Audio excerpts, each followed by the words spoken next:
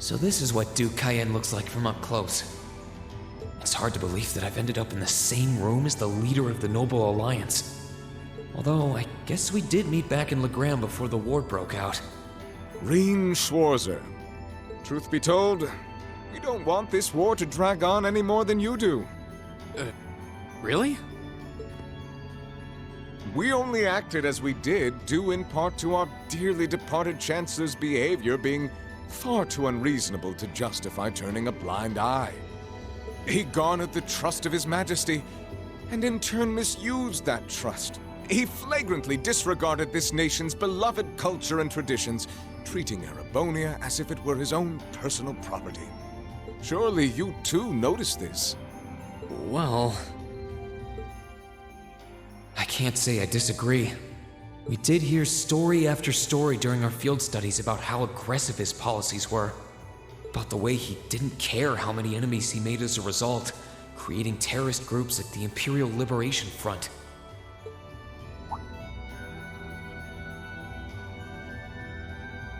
But as I said, the cause of our nation's ills is now gone.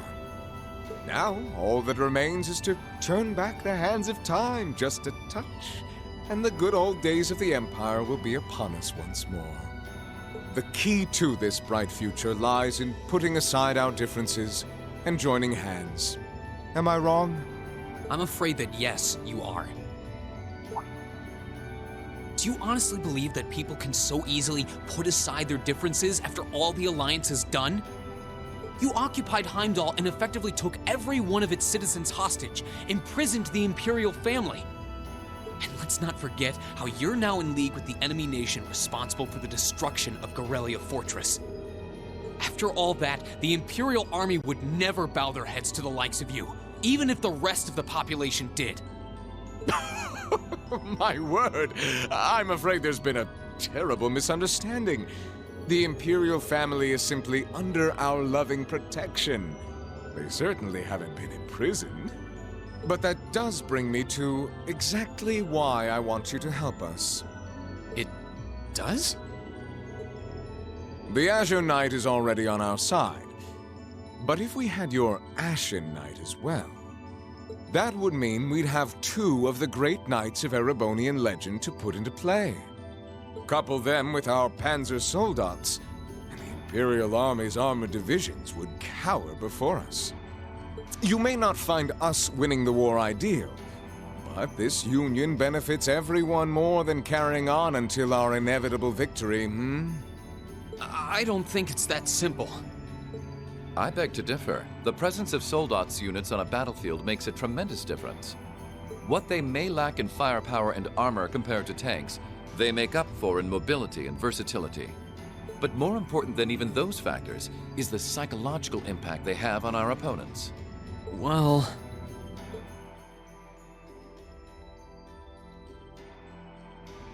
we're only human.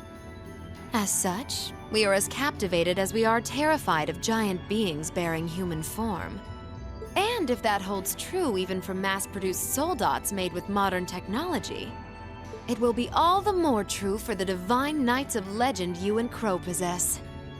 Can't argue with that logic. I will say it once more. Gileath Osborne is dead. And with his death, all that's left to be done is end this ridiculous war and return order to the Empire. Only then will everything be as it should. That includes both your pleasant academy life and the peaceful days of darling Elise and her friend the princess. Are you trying to? Whatever you ultimately decide, their safety is guaranteed. I would ask that you promise him this, if nothing else, Your Grace. But of course, I'm not a monster. Rhodes. We may stand on opposite sides of this conflict, but I still sit on Thor's board of directors. And in that capacity, I suggest you consider carefully the choice before you. After all, every soldier must decide for himself whether a cause is worth fighting, perhaps even dying for. I look forward to hearing your answer.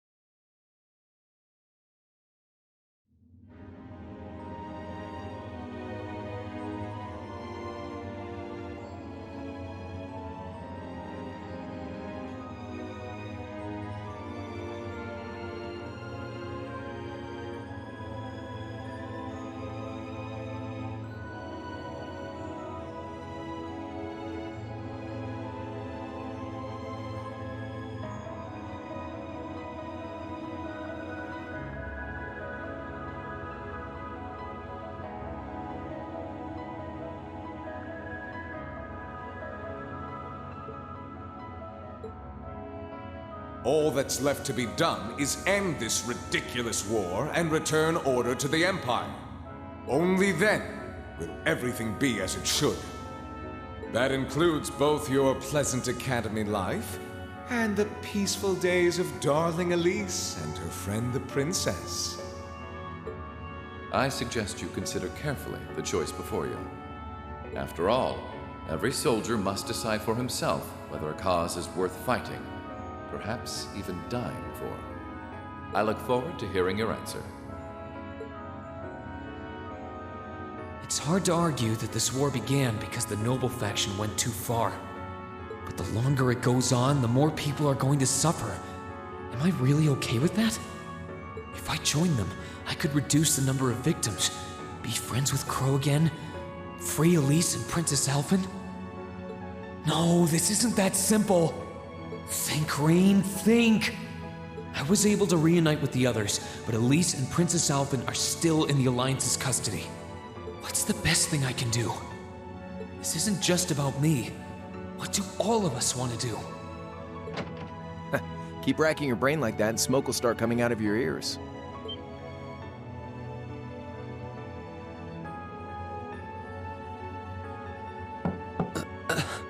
What do you want? Hey now, no need to give me that look. I figured I was gonna find you busy thinking everything over like your life depended on it. And what do you know? I was right. How about you mind your own damn business? And don't you have better things to do with your time? I figured the glorious Azure Chevalier would be far too busy with the war to be hanging out around here. It's tough being popular. If you joined us, I could get away with doing half the work I am now. So come on, stop freaking out about it so much and make a choice. This isn't something I can just decide by flipping a coin, Crow. And besides, it'd probably be an easier choice if not for a certain someone. What's that in your hand, anyway? Grub, of course. Kinda early, but I brought you your lunch. Mind if I join you?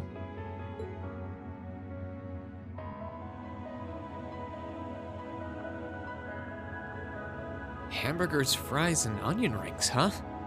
I was expecting something more fancy like I had last night. Oh, that kind of food more your thing? Okay then, give me a minute while I go ask the chef to whip something up. No, this is fine. The burger looks delicious. Cool. All right, dig in. This tastes kinda different from a normal burger. Oh, no wonder. It's got whitefish in it. Yeah, they're called fish burgers. Pretty good, right? Yeah, the tartar sauce makes for an unusual extra flavoring too. Oh. This tastes amazing. I like this way more than the food I had last night, to be honest. Well, glad to hear it. Guess it was worth putting my cooking skills to the test after all. Wait, you made this?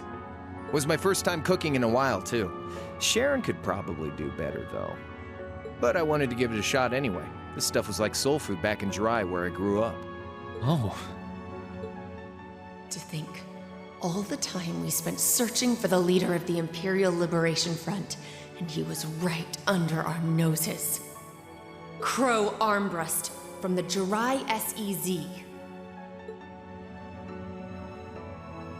Oh, yeah. Vita was using some weird thing of hers to let you see what was going on, wasn't she? So I guess you saw what happened there. Yeah. Jirai was that special economic zone in the northwest you guys went to during our August field study, too. We didn't run into anything like that in the Jirai Special Economic Zone. Though, I guess that makes sense seeing as it's under the direct control of the Imperial government and not a noble. I seem to recall that it was annexed 8 years ago. Is that right?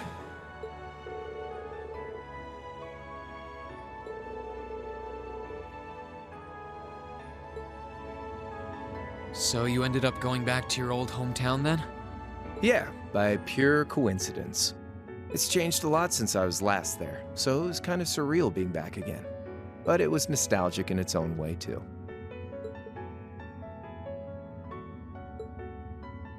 It's been bugging me for a long time now. What could have made you want to join a group of terrorists like the Imperial Liberation Front? What was it that made you hate Chancellor Osborne that much? Enough to take his life? Tell me, Crow, please. I want to know what it was that made you who you are now. What kind of place Jirai was, how you lived there, and what you were doing before you entered the academy and met Toa, Angelica, and George. Where's the fun in prying into a guy's past? Save all that talk for your number one in class. Who's the lucky girl anyway? Elisa? Laura? Emma? Fee? And don't tell me it's Milliam, because, you know, I'm serious, Crow. I really want to know. Think of telling me your past as paying off the interest you owe on that 50 Mira.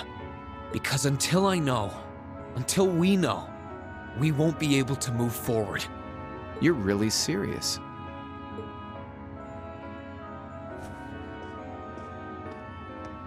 Crow? My past really isn't that big of a deal, you know. It's got nothing on yours, that's for sure. If you find yourself thinking that's all when I'm done, well, I warned you. So, you really want to know? Yeah. Nothing you say will change my mind. Please, tell me. All right, you win. Like I said, it's just your run-of-the-mill sob story. Pick up any history textbook and you'll probably find a dozen others just like it. It's the kind of story that's so common no one bothers to remember it, like it never even happened. Back in those days, Jirai was known as Jirai City. It was a city-state off the coast of northwest Zemuria that prospered through maritime trade with West Erebonia, Northumbria, and Remiferia. It had a population of around 150,000 people, so it wasn't exactly a big place or anything. Because of that, the surrounding nations left it alone and let us live out our days in peace. We were pretty fortunate, all things considered. Until about 20 years ago. That was when the Northumbrian disaster struck, and much of the Principality of Northumbria was turned to salt. And as a result, trade on the northwest shore was reduced to virtually nothing. Day after day, Jirai's prosperity started to fade away. Still, it wasn't all bad. We had our fishing, our historic landmarks, our septium mines. We could make use of those to get trade going again, both to keep our state running and to help out Northumbria. In fact, the one who advocated that approach was the mayor, my grandfather. He was the last mayor Jirai City ever had. He was a stubborn old bastard, but he had this wry sense of humor, and was well loved by everyone. I lost my mom and dad early, so he was also my only living relative. He taught me just about everything a guy could know. He was like a mom, dad, and your old master rolled into one, I guess. Anyway, fast forward to 10 years ago. Out of nowhere, we received this proposal from the Erebonian government. They said they wanted to extend a railway line from Heimdall all the way to Jirai. We relied on the sea for trade before, but there wasn't any reason to believe we couldn't benefit from being connected to Heimdall by rail. The proposal drew overwhelming support from the city's council, and as a result, my grandfather was forced to accept. Within a year, the city had all of its old life back and then some. The streets were more bustling than ever. But keep in mind, this was the result of huge amounts of imperial capital flowing into the city. Land and buildings we once treasured were bought up left and right. Everything became a target for investment. People only cared about making money. Something similar supposedly happened in Crossbell too, but unlike there, no opposition existed in Jirai. My grandfather sensed something was off, and he tried what he could to get the situation under control. Then one day, someone blew up the railway line leading to Jirai. Everyone demanded that it be repaired as quickly as possible. Everyone except the imperial government. Instead, they panned our national security arrangements for being insufficient and threatened to withdraw all imperial capital. The city was left in an uproar like we'd never seen. Shares plummeted, and with no one able to ascertain the culprit's identity, chaos reigned. That was when he showed up. Chancellor Gileath Osborne, in his third year as representative of the imperial government, personally came to Jirai. We then received a second proposal. The restoration of the railway and its future security will be seen to by the Imperial Army. In return for our continued assistance in safekeeping, Jirai will come under the wing of our glorious empire and attain even greater prosperity as a special economic zone. The timing was too good to be true, really. Realizing this, my grandfather staunchly opposed the idea. He tried everything he could to convince the city's council to reject the offer. Unfortunately, once you taste the sweet fruit of prosperity, it's hard to want to go back.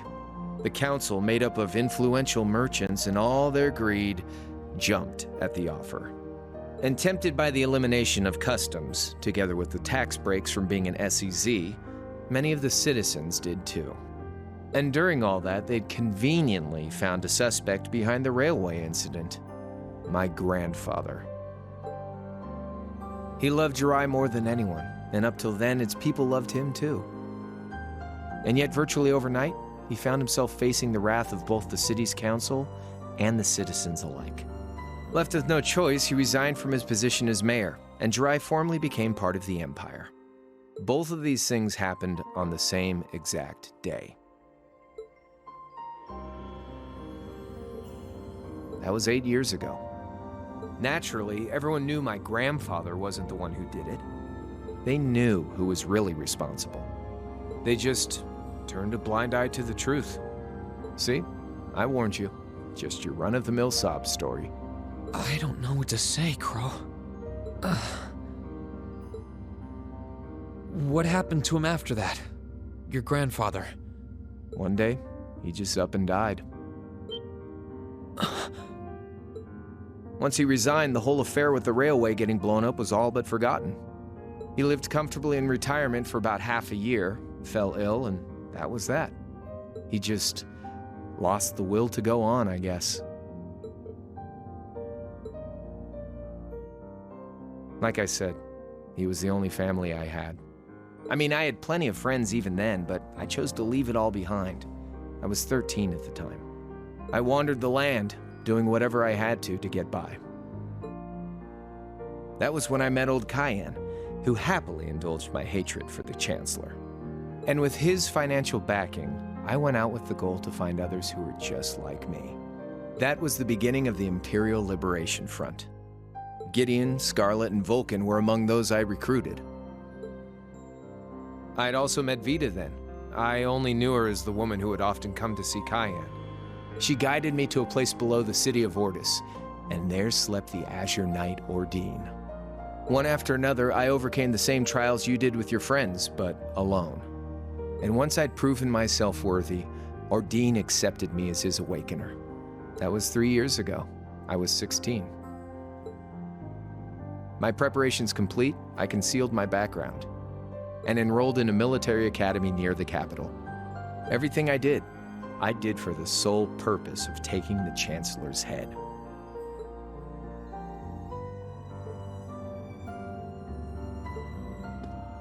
Come on now, what's with the face? You look sadder about all this than I do. Yeah, I guess. I swear. I'm not trying to tell you the Chancellor was evil or anything. What? Still, there's no denying that he managed to outwit my grandfather. And he may have lost, but Pop's always loved a good gamble. It's thanks to him that I'm pretty good at chess, card games, that kind of stuff. I'd say it's fairly normal for a student to want to avenge his master's defeat, wouldn't you? Maybe. At the end of the day, there's no denying this country has problems, and the Chancellor's methods were making them worse. I studied those problems, worked out how to use the situation to my advantage, and then won the game with an all-or-nothing gamble. But when you think of how peaceful Jirai is now, I'd say I've got a duty to clear up the mess left behind by my game too, which means ending this war and restoring peace. So it's only when that's done that my game is truly over.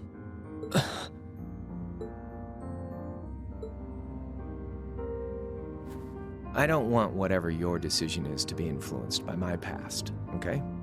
Like Rufus said, you need to think long and hard about what it is you're fighting for. For you, more than anyone else. Yeah, but Crow, Anyway, I think I've stuck around here for long enough. You're gonna be treated as a visitor. Well, sort of. It's about time for the higher-ups to head back to Heimdall, so go ahead and pass the time however you want. However I want? What else can I even do here?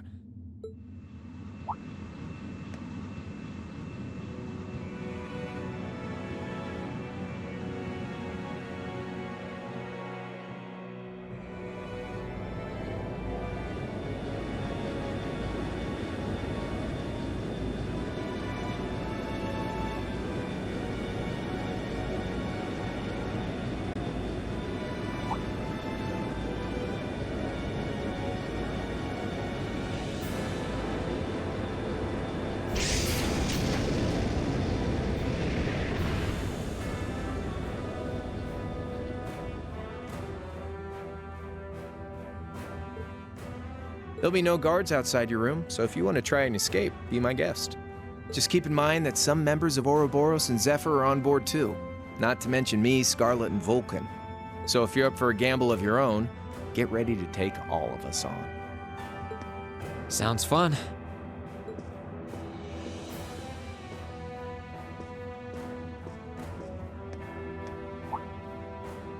Oh yeah, one more thing. There's this real cute visitor in the guest of honors room on the second floor. I think she'd perk right up if she saw you, so why not go pay her a visit? Just don't go making your girl jealous, okay?